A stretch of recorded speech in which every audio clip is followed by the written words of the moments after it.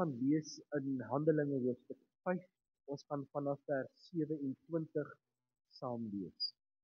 Ons weet dat, as 'n mens nou na die agtergrond van die boek Handelinge kyk, dat Jesus het opgevaar na die hemel toe, sy disippels het nou die Heilige Gees ontvang in Handelinge 2, ons gaan nog later weer by daai gedeelte uitkom. En dan in Handelinge 5, dan sien ons hoe dat die apostels begin uitreik en eintlik ook stom verbaas oor die krag wat God deur hulle laat gebeur. Hulle sê vir iemand, word gesond en dit gebeur. Wonderlike goed, ek dink hulle was stom verbaas oor alles wat rondom hulle deur hulle gebeur het.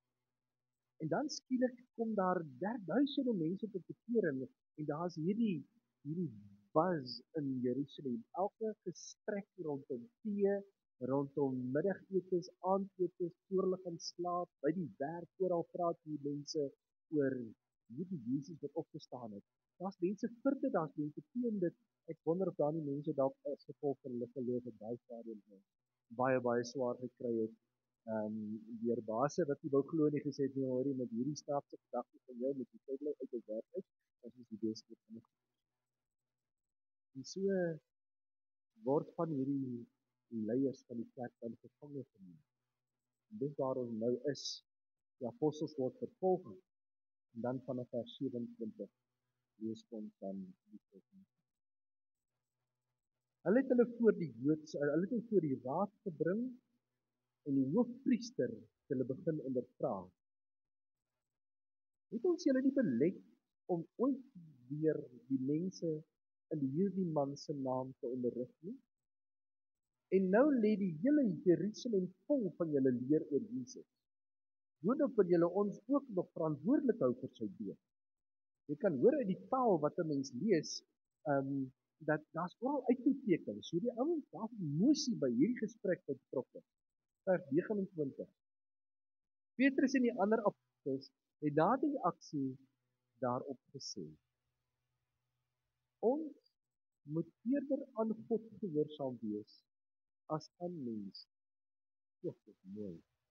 Ons moet eerder aan God gehoorsaam wees as aan mense. Die God wat ons voorvaders, die God van ons voorvaders het Jesus uit die dood opgewek nadat julle hom vermoor het deur hom te kruisig. God het hom verhoog tot leier en verlosser in die regeerposisie reg langs hom. Hy het gedoen om Israel tot inkeer te bring, sodat hulle vergifnis van sondes kan ontvang. Ons is getuies hiervan. Ons en die Heilige Gees wat God gegee het aan die wat aan hom gehoorsaam is. Of lees tot sover vir die woord van die Here.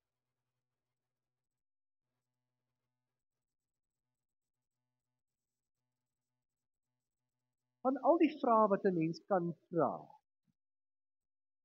wat dink jy die belangrikste vraag? Natuurlik praat ons nou geestelike taal, né? Geestelike vraag. Wat is die mees belangrikste geestelike vraag wat 'n mens kan vra? Ek dink die vraag vir mense wat nog nie die Here ontdek het en lief het nie, sou 'n mens waarskynlik kon vra: wil jy hierdie verlosser aanneem as jou verlosser? Dis 'n vraag wat die Here ook stel. So, vir gelowiges het ek agtergekom een van die belangrikste vrae wat 'n mens kan vra is: wie is Jesus vir jou? Hoe dink jy oor Jesus? Want sien, wanneer jy hierdie fokus oor Jesus verloor, dan word allerhande ander goeders prioriteit. Alle goed op die randsake word dan belangrik. Dis altyd vir my een van die belangrikste keuses. As 'n mens luister na mense en hoe hulle praat in gesprekke, dan vra jy vir jou dieselfde vraag. Is hierdie gesprek in die bullseye? Of is hierdie daar eers hier onbelangrik, maar ons hou ons besig met hierdie goed. Een van die vrae wat om die kant te gebeur, is dikwels die vraag oor wat is reg en wat is verkeerd. En dis 'n vraag waarmee ons onsself baie kere besig. Wat is reg en wat is verkeerd? Mag ek dit of mag ek dat? Of ons raak baie keer voorskrifklik, jy mag nie dit nie en jy mag nie dat. Onthou julle toe ons nog klein was en met groot respek teenoor ons ouers en ons grootouers. Maar onthou julle hoe hulle ons geleer in hulle tyd oor wat jy nie mag doen nie. Kyk, op 'n Sondag mag ons niks gedoen het behalwe om te gaan slaap. Ons moes eers die skole goed gewas het terwyl pa na gaan slaap het en dan moes ons dit so stil moontlik gedoen het en ek en my suster het altyd geveg daar. Want ons moes 'n ritueel kry om verby hierdie ding te kom want dit was regtig slegte werk. So ek en sy het ons het geveg oor skoolgoed was soos nog nooit in ons lewe nie. En dan gereeld het ons grootste pak slaap op 'n Sondagmiddag. Maar een van die goed wat ons ouers ons geleer het, is jy mag nie gaan swem op 'n Sondag nie. Jy mag nie kaart speel op 'n Sondag nie. Mag nie brei op 'n Sondag nie. Mag nie gaan sport doen op 'n Sondag nie. Jy mag niks doen. Man, ons mag nie 'n sport kyk het nie. Want dan is ons besig om daai ou in die hel te bring wat nou die sport gedoen het op daai dag. Daar was 'n klomp goed wat ons nie mag gedoen het nie, nê? Onthou julle daai tyd? Ek dink ons het dan genadiglik 'n klomp van daardie dinge begin verleer langs die pad. Wat ons dikwels vergeet, en ek dink al 'n paar keer gesê en ek gaan nog baie keer sê, dis nie omdat ek vergeetagtig is nie, ek weet ek sê dit.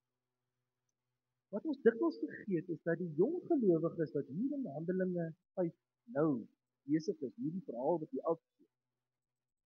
Daai mense het nie 'n Bybel in hulle hande gehad. Hulle het nie die voorreg gehad om al 'n paar keer die Bybel te kon lees en nou hulle te kan plot op waar hulle is en wat hulle moet glo en wat styg uit as meer belangrik. Hulle het nie daai goed gehad nie. Hulle het die Joodse geloof gehad. Hulle het die rabbies gehad wat hulle die Joodse teologie geleer het van die Messias wat nog kom. Die goed was ingegraveer in hulle harte. Oral, dit was net al wat hulle gehad het. Hierdie koms van Jesus en wat Jesus gesê het, was vreemd. Dit was fascinerend veranderend geweest. Nou kom mense met hierdie fondasie van die Joodse oortuiginge.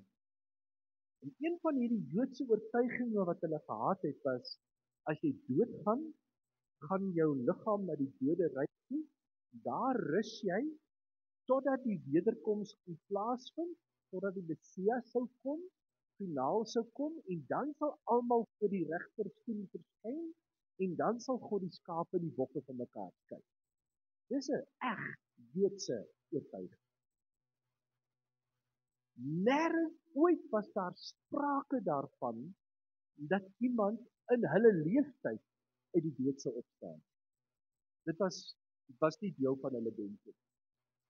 Om nou skielik iemand te hê wat uit die dood opstaan, met wie hulle kan praat, met wie hulle vinger in wonde kan steek, saam met wie hulle kan eet, saam met wie hulle kan stap, op pad na Emmaus toe. Om dit te hê, dit was groot. Dit was aardskuddend veranderend, onverklaarbaar, radikaal. Hulle het nie geweet hoe om jou te dink nie.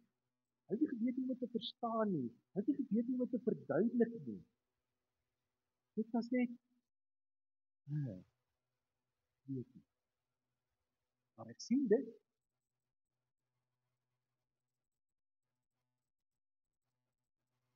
So om hoegenaamd iets van die opstanding in ons teologie te hê, vandag in die Bybel, dit wat ons glo daaroor,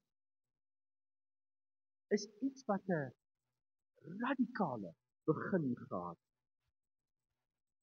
Dis iets wat totaal teen hulle grein in was. Die Paasfees. Die Paasfees was 'n fees waarin mense hulle verlossing uit slawerny gevier het. Dit was 'n oeroue fees wat gegaan het daai jare terug toe Moses die volk uit Egipte uitgelei het. En daai stories is vertel en hoe hulle in die beloofde land gekom het. Dis die stories waarvan hulle gepraat het oor Paasfees. Om nou skielik 'n verband te trek met hulle ewige verlossing, met geestelike waardes, was totaal buite hulle raamwerk. Hulle het nooit hieroor gedink.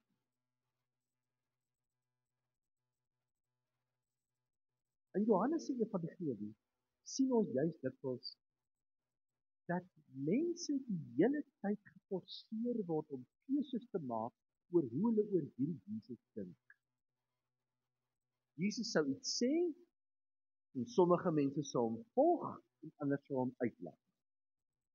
Jesus sou 'n wonderwerk doen, sommige mense sou hom volg, ander sou hom uitgelaat.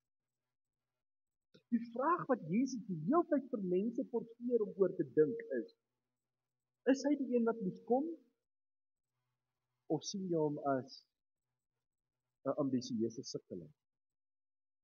Sien jy hom as die een wat gekruisig is, gesterf het, ter helle neergedaal het, opgestaan het uit die dood? Of sien jy hom as 'n pratende wynsuiker, soos sommige hom gesien? Sien jy hom as die een wat gevolg moet word, of die een vir wie jy moet sê, ag regtig, kom net tot die wêreld, jy leef in jou eie drome. Nie eens Jesus wou mense forceer om hieroor te kies.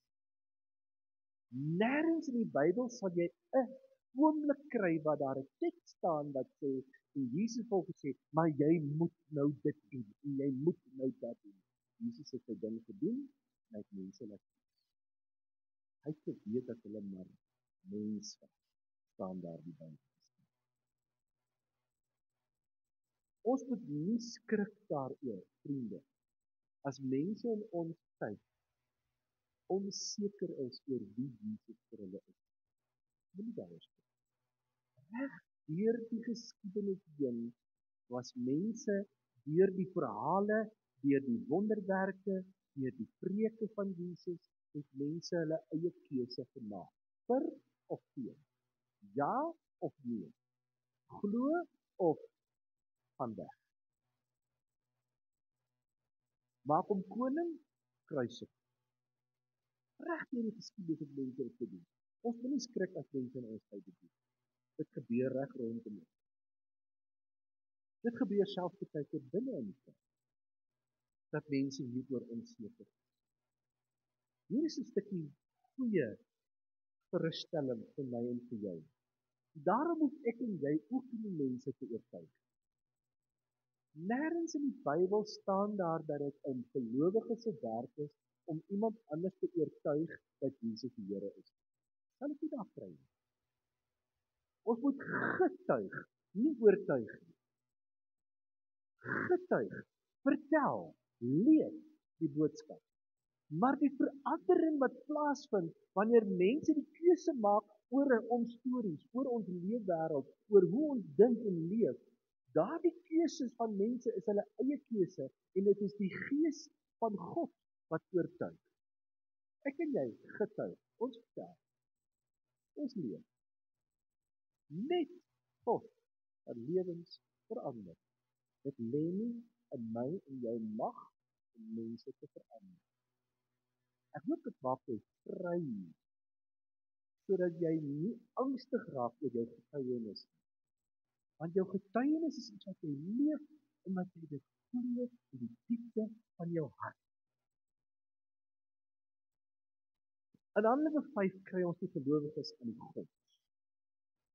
Die gedagte dat Jesus uit die graf opgestaan het, was te groot vir hulle om te verstaan. Alles waarin hulle geglo van kindsbeen af, is nou op sy kop gekeer, En hulle het eenvoudig nie antwoorde gehad vir hierdie oortuiging. Hulle het wel die oortuiging gehad. Jesus is die Seun van die lewende God. En hy het aarde toe gekom. En hy het tussen ons kom woon. En hy is gekruisig deur die Joodse leiers. En hierdie Jesus het opgestaan uit die dood. En dit is al, vriende, wat hulle geweet het. En dit was hulle genoeg. As die gelowiges gevange geneem word en gekonfronteer word oor waarmee is hulle besig en waaroor vertel hulle, waaroor praat hulle, dan gaan dit net oor een ding. Dit gaan oor Jesus as die opgestane. Sy opstanding bewys dat hy God is, dat hy die Messias is, dat hy koning is. Vir my en vir jou en vir hierdie gelowiges was dit 'n baie logiese keuse gewees. Hulle het hom dan gesien. Hulle het dan met hom gepraat. Hulle het saam met hom gestap. Hulle het saam met hom vis geëet. Hulle het gesien toe hy opvaar na die hemel. Hulle het aan hom geraak met hulle vingerpunte. Daar was vir hulle geen twyfel nie. Dink jy vir 'n oomblik hulle het 'n snars omgegee oor watter tyd die Sabbat begin en wat se rituele daar in die kerk moet wees? Dink jy hulle het vir 'n oomblik gewonder oor wat is reg en verkeerd? Dink jy hulle het vir 'n oomblik rondgestap en vir mense gesê, nee, jy moet nie so doen nie, jy moet so maak. Alwaaroor hulle kon praat is, ek glo in Jesus Christus, wat die opgestane Here is. Ek het hom gesien, ek het hom gepraat, ek het saam met hom vis geëet.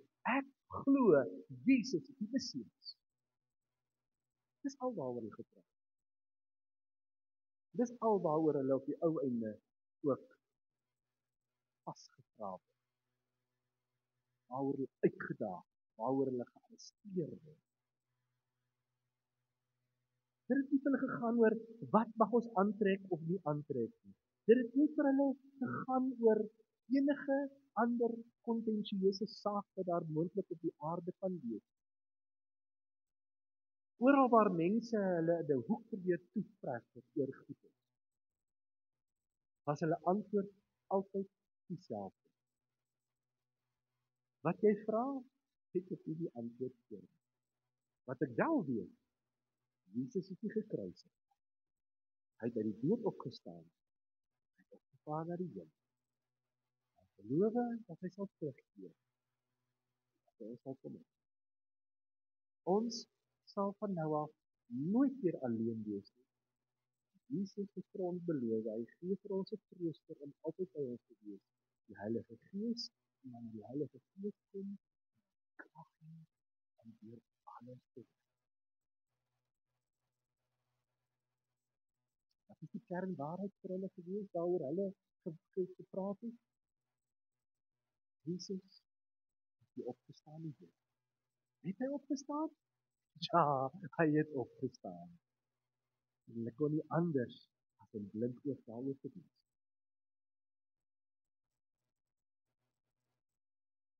Waarom bly daar verby die vraag weer? Hoekom sal ons as gelowiges dan vandag die skat wat God ons gegee het deur sy opstanding, die oopbreek van 'n graf, hoekom sal ons dit afwater deur onbenulligheid? As ons hierdie suiwer waarheid vir mense kan aanbied, hoekom sal ons dan wil praat oor allerhande onbenulligheid?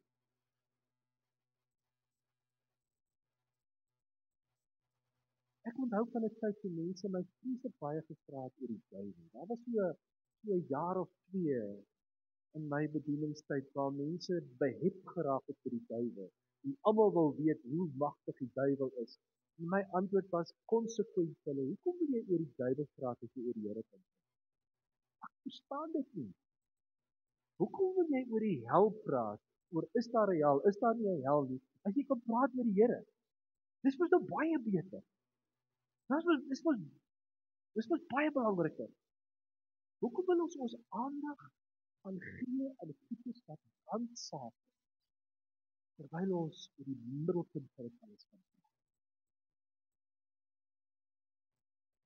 In alles wat die Joodse leiers praat en hoe hulle reageer, kom jy een ding agter. Hulle het hierdie Jesus nie gesien soos die gelowiges hom sien. Om te dink, en die gelowiges wat nou Jesus saam met hom vis geëet het en saam met hom gestap het en hulle gepraat het en hulle vinger in sy wonde gesteek het. Hierdie gelowiges staan voor hierdie Joodse leiers en die Joodse leiers sê, julle praat nie weer so oor hierdie man. Hy's nou dood, is nou klaar, is nou weg. Stop nou julle nonsens. Die ouens sê nie. Ek kan nie stil bly nie. Ek het dit gesien. Hierdie is aardskuddend. Dit verander ons hele idee van lewe. Julle mis die punt. En daarom net mense wat sê jy moet stil bly oor hierdie Jesus, is mense wat nie die wonderwerke geglo het nie. Jy word net belet om te praat en stil te bly. As jy nie glo dat Jesus die verlosser en die opgestaane Here is. Dink jy vir 'n oomblik dat om hulle te slaan sou 'n verskil gemaak het? Dink jy vir een oomblik om een van die gelowiges dood te maak sou skielik nou dat almal sê, "O nee, nou glo ons nie meer die opstanding van die Here nie."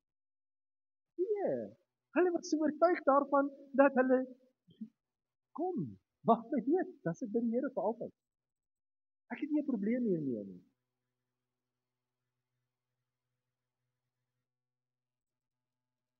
Ek het baie begrip vir mense wat vandag, dalk is dit jy, worstel, vasgevang is in 'n geloofstryd. Ek glo in my hele wese daaroor dat jy gaan een of ander tyd in jou lewe twyfel. Die probleem is nie om te twyfel nie. Nêrens is die probleem om te twyfel.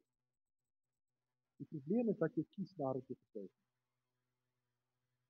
Twyfel is nie sonde nie. Om op die mespunt te staan en te sê ek wonder oor Jesus, is nie sonde nie. Dis wat jy daarna kies wat die sonde word. Want ek kan op hierdie fyn lyn staan en sê, is daar die Here? Leef hy regtig? Hoor hy my as ek met hom praat? Gee hy regtig om? Het hy my regtig so baie lief dat hy my sonde sal vergewe? Is alles wat in die Bybel staan regtig die waarheid? Dis vrae van geloof wat jy forceer om te kies. Ja of nee? Reg deur die geskiedenis het mense dit gekies. Ja of nee? En ek glo in my hele wese dat ons almal enig in 'n tyd al of in 'n geloofstryd was en ons keuses gemaak het, of dalk nou in 'n geloofstryd is, of dalk in die toekoms in 'n geloofstryd sal kom. Daarom is die belangrikste vraag waarmee ek begin het.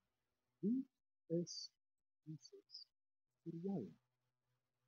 Nie wat het jy eers so geleer nie? Nie wat wil jy graag hê met die waarheid wees nie? Wat glo jy?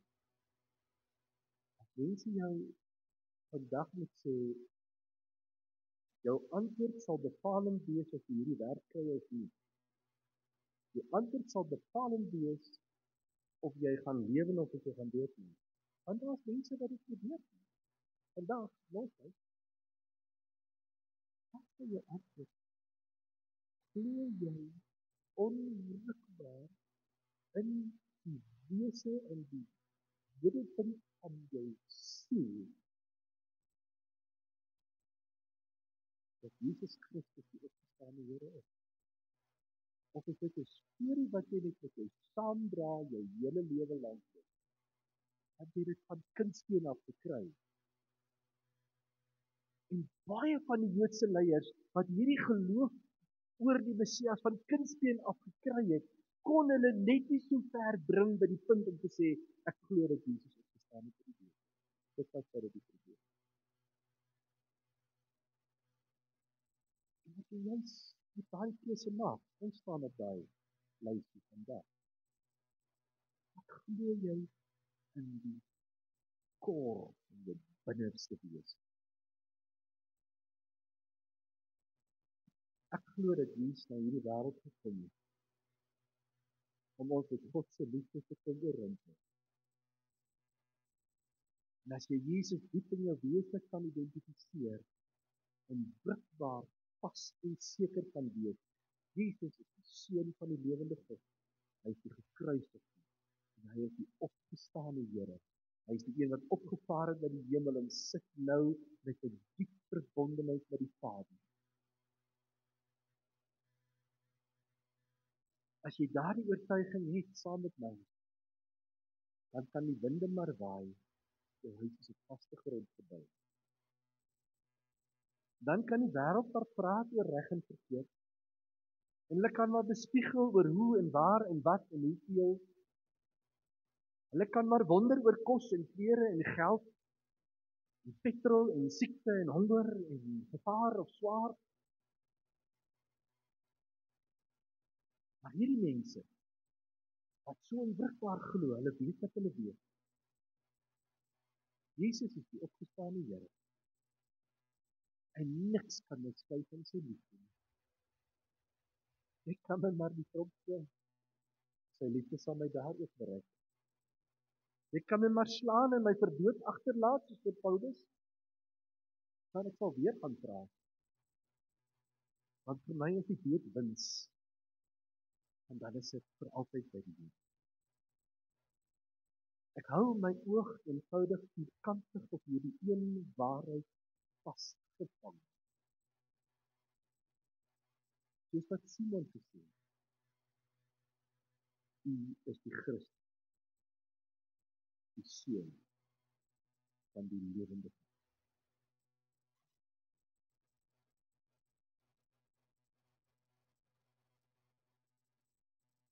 Here, reg rondom ons is daar soveel mense wat wonder oor U. En dalk vandag in die kerkgebou. Ons het wonder. Is U? Is U die een wat moes kom en ons hier in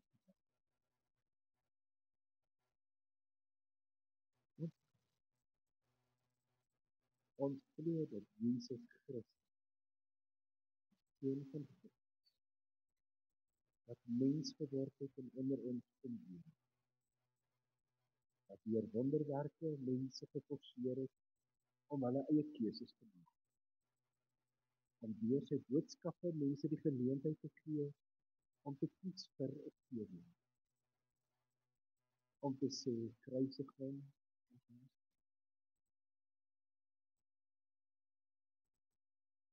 Ons glo dat hierdie Jesus deur sy opstanding die hele wêreldse godsdienstige oortuiginge op sy kop kan bring. Glo dat Jesus opgestaan het uit die dood. Hy het opgevaar na die hemel. Hy sit aan die regterkant van die Vader. Hy sal weer kom op die tyd wat hy bepaal. Om ons na 'n nuwe hemel glo vas. Dat wanneer ons betrokke raak in allerhande vrae wat mense wil vra om ons vas te vra. Randsake. Dat ons oor hierdie een waarheid gevoel. Die is Jesus. Hier en daarom sy gebed dat daar vanmôre in hierdie kerkgebou iemand sal wees wat hulle geloofsoortuiging in Jesus as die opgestane Here weer opnuut sal onderstreep. Weer met nuwe passie sal kan gaan leef. In 'n wêreld waar mense allerlei moeilike vrae vra en oor allerlei onderwerpe en verweer verdeel, dat ons stilweg kan glimlag en die week wat voor lê en sê ek weet wat ek Jesus het opgestaan. En dat is die vrymoedigheid vir mense wat sou kan sien. Net die hand. Hierdie een ding. Here, laat ons getuienis uitgaan en deur U gebruik word sodat U mense kan ontmoet. Ons wil vra dat U met ons sal praat. U vra ons geleenthede sal skep om ons getuienis te leef in die week wat voor lê. Sodat oral waar ons beweeg, ons dit onwrikbaar sal kan uitstel op verskillende maniere. Dat ons staan by die fondasie van ons.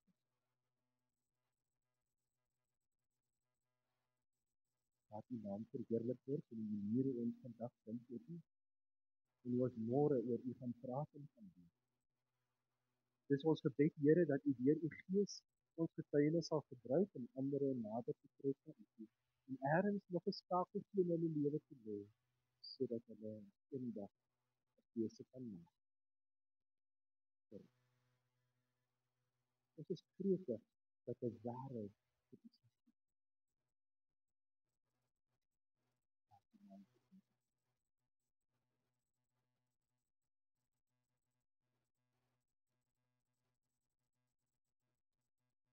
Ons sal afsluit met 'n laaste lied. En dit is een wat vertel van ons eerbied vir Jesus, 4:7. Ons gaan vers 1 en 2 sing, as altyd daardie verse.